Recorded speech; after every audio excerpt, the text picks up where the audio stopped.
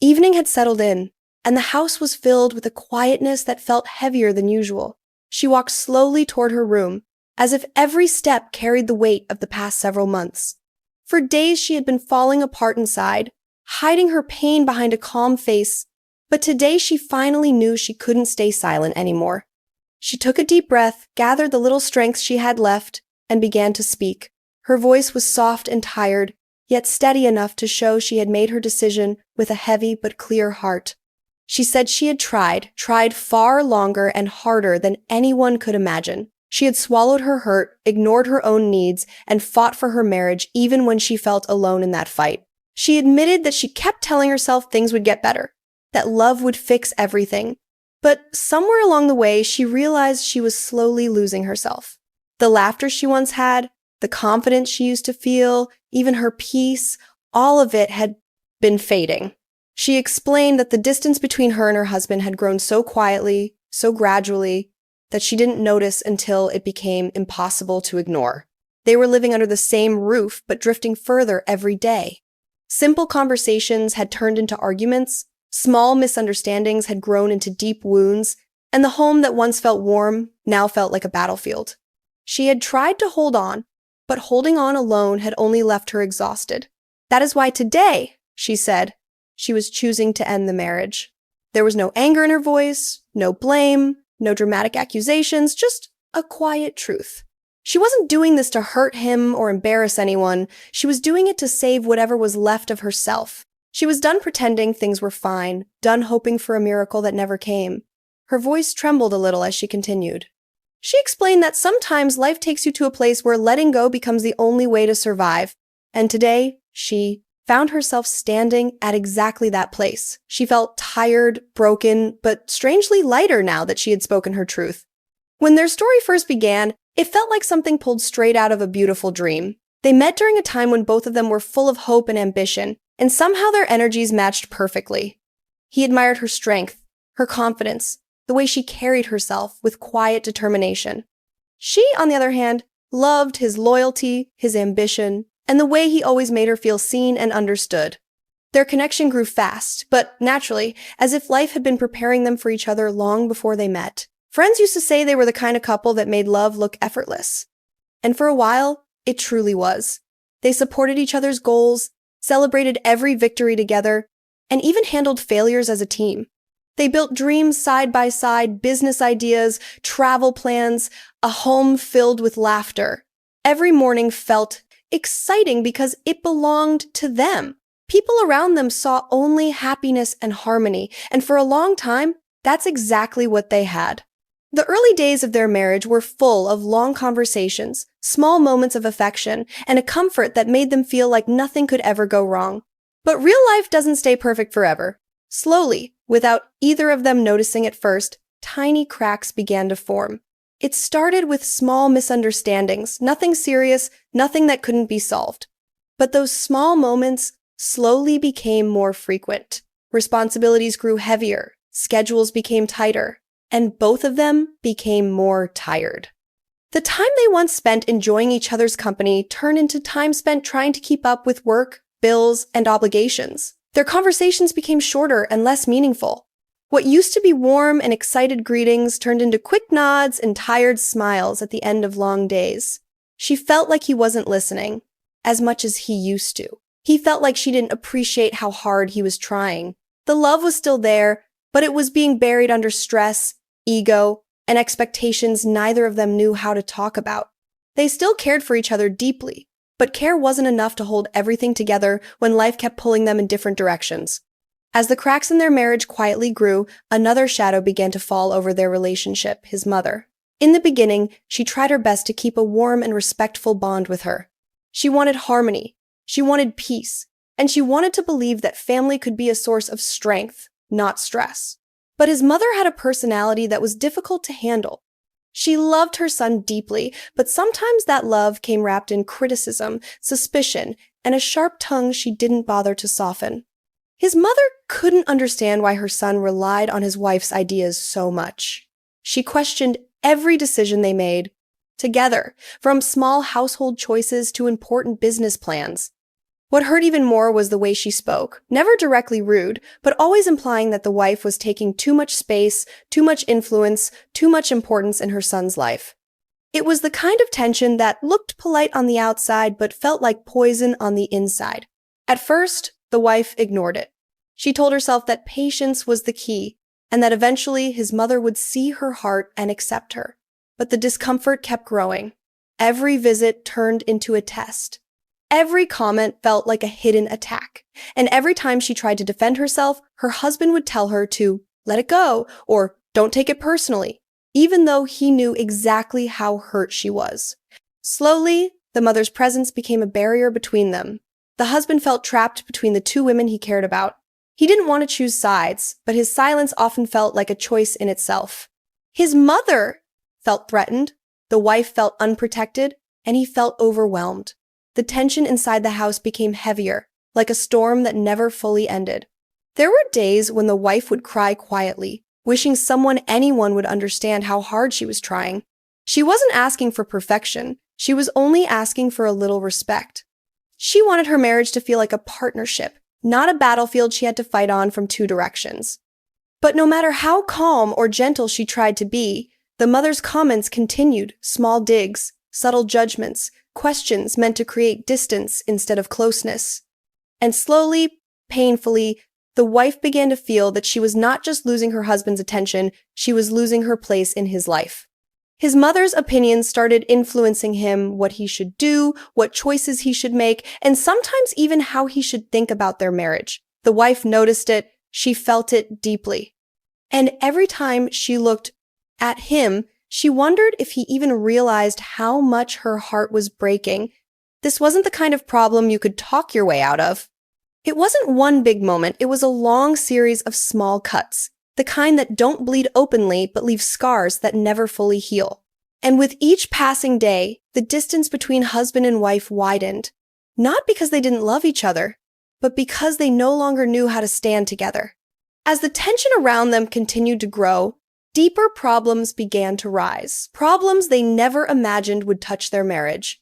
These issues didn't appear suddenly, they built up slowly, almost silently, until one day they realized they were standing on a foundation that no longer felt stable. What used to be small disagreements now turned into long moments of cold silence. What used to be simple misunderstandings now felt like heavy walls between them. Money, for example, became a topic filled with frustration. They had always been good at making decisions together, but now every financial choice created a new argument. She felt he was becoming careless, trying to prove something, making decisions without thinking about long-term consequences. He felt she was becoming controlling, always questioning him, always double-checking everything he did. Neither of them wanted to fight, yet every discussion somehow ended in one. Work pressure added more weight. They were both chasing goals, both carrying responsibilities, and both stretched too thin. Work hours became longer, nights became quieter, and the energy to communicate slowly disappeared. Even when they were in the same room, they felt like strangers, trying to avoid saying the wrong thing. She would look at him and wonder why he didn't notice her sadness. He would look at her and wonder why she kept expecting more from him when he was already exhausted. And then came the emotional distance, the kind of distance that doesn't show on the outside but hurts deeply on the inside. She began to feel unheard. Every time she tried to express her hurt, he dismissed it as overthinking. Every time she needed support, he was too busy defending himself to understand her feelings, and he, in return, felt unappreciated, misunderstood, and constantly judged. They were both hurting, but they had stopped reaching for each other. What made everything worse was the unresolved tension surrounding his mother. The wife carried the pain of never being fully accepted, while he carried the guilt of being unable to keep peace between the two women.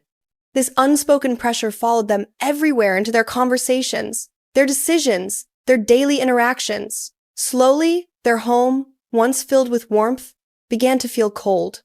Even laughter, when it came, felt forced. Some nights she would sit alone, staring at the quiet room, wondering how a love so strong had turned into something so fragile. She felt like she was walking on thin ice. Every word she said could break something. Every expression could be misunderstood. He felt the same pressure but didn't know how to fix it. Both of them were trapped in a cycle of hurt, but neither knew how to stop it. They weren't fighting because they stopped loving each other. They were fighting because they didn't know how to protect that love anymore. The foundation of their marriage wasn't breaking from one big problem. Rather, it was shaking from hundreds of small fears, silent disappointments, and unspoken needs. And every day, they drifted a little further apart. Deep down, she sensed that something was changing forever. And he sensed it too, but neither of them wanted to say it out loud. They kept hoping things would get better, but hope without effort is like a boat without paddles. It moves nowhere. Slowly, painfully, they began to realize that their marriage was no longer a home. It had become a place both of them were trying to survive in instead of grow in. The breaking point didn't come from a huge fight or some dramatic moment. It came quietly, the way thunderstorms sometimes arrive without warning. For weeks, the air between them had been heavy, filled with words they didn't say, questions they didn't ask, and emotions they didn't know how to explain. But on that particular day, everything they had been holding back finally reached its limit. It started with something small, almost meaningless. She asked him why he hadn't told her about a decision he made for their home. He answered with a tired, frustrated tone, saying he didn't think he needed to explain every little thing anymore. She tried to keep calm, but the pain in his response cut deeper than she expected. For her, it wasn't about the decision, it was about feeling invisible.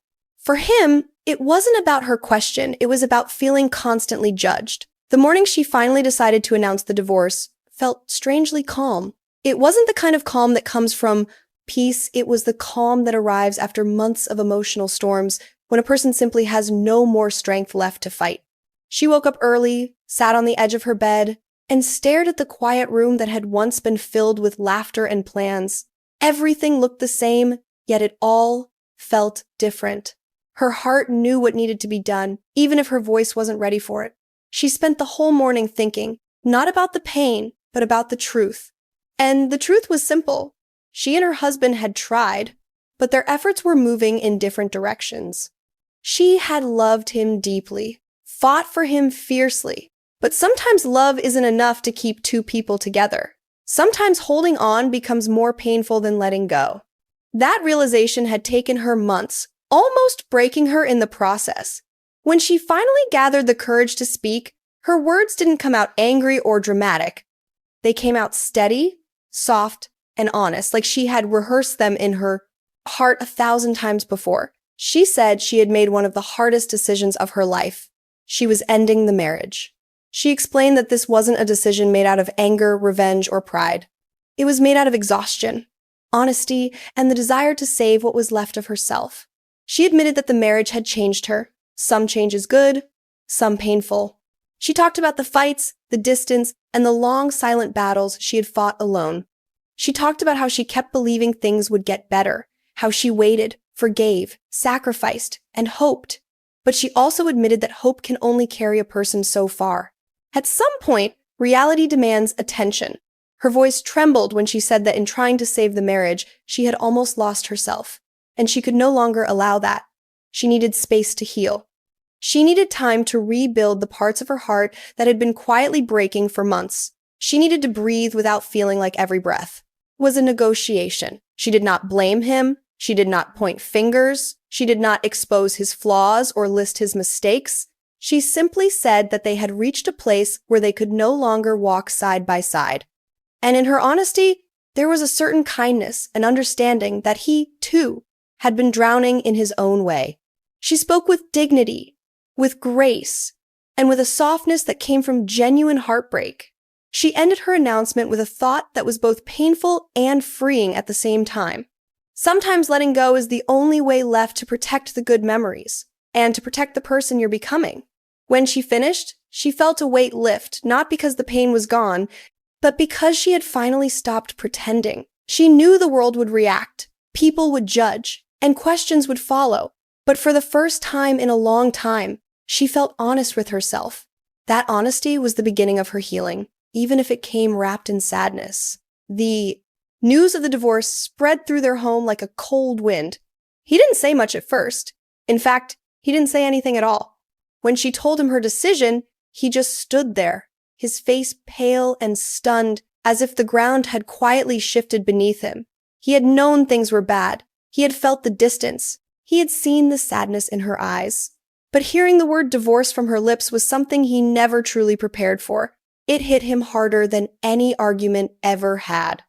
Later that evening, he sat alone, replaying every moment of their last few months, every fight, every silence, every opportunity he missed to fix things. For the first time, he realized how deeply she had been breaking while he kept convincing himself things would somehow work out on their own. A heavy regret settled in his chest. Not because he lost the marriage, but because he lost the version of her who used to look at him with trust and warmth. He wished he had listened more. He wished he had tried harder. But now, all he had left were memories and apologies with nowhere to go. When his mother heard the news, she reacted very differently. At first, she refused to believe it. She told herself it was just another argument, that they always found their way back. But when she saw the honesty in her daughter-in-law's eyes, that quiet sadness mixed with finality, even she couldn't deny what had happened. For the first time, she saw the pain her son's wife had been carrying, pain she had unintentionally added to with her harsh words and constant criticisms. In the days that followed, the house grew quieter, almost painfully so. She moved through each room with a strange mixture of sadness and relief. For the first time in months, she could breathe without feeling like every breath was a battle. But that didn't mean it was easy. Healing rarely is. Some mornings, she woke up feeling strong, ready to rebuild her life. Other mornings, she woke up with tears she didn't even notice until they reached her hands. That's the thing about ending a marriage. Even when you know it's right, your heart still needs time to catch up. She decided to take things slowly. She started with small changes, rearranging the furniture, opening windows, letting sunlight touch corners that had been dim for too long. She began journaling again, writing about the moment she lost herself and the moment she found herself again. She talked to old friends she had unintentionally drifted from. She cooked meals she hadn't made in years. She took long walks without checking the time. Every small act felt like reclaiming pieces of herself she had given away in the process of keeping the marriage alive. At the same time, she wasn't bitter toward him. She wasn't angry. She had gone through those emotions earlier. Frustration, disappointment, helplessness. But now, she felt something different. Acceptance. She understood that they had loved each other the best they knew how. But sometimes two people grow in directions that don't match anymore, and forcing them to fit only creates more damage. She wished him peace, growth, and clarity. She wished herself the same. He, on the other hand, faced a different kind of healing. His days were filled with quiet reflections, regrets, and memories that felt heavier now that she was gone. He thought about the laughs they once shared, the plans they made, the dreams they built together. He wondered if he could have done more, said more, listened more, tried harder. But regret has a way of arriving too late. Still, he knew that holding on to guilt wouldn't fix anything. He needed to accept the loss, not punish himself with it. His mother, too, felt the aftershocks. She found herself replaying her own words, realizing how often she had spoken without understanding the impact. She wanted to apologize, but she didn't know how to start. She wanted to reach out to the woman she had hurt, but she wasn't sure if her voice would even matter anymore. Sometimes growth begins with silence, with acknowledging your mistakes before speaking about them. And that's exactly what she did. She stayed thoughtful, quiet, and finally aware of the space she had taken up in their lives.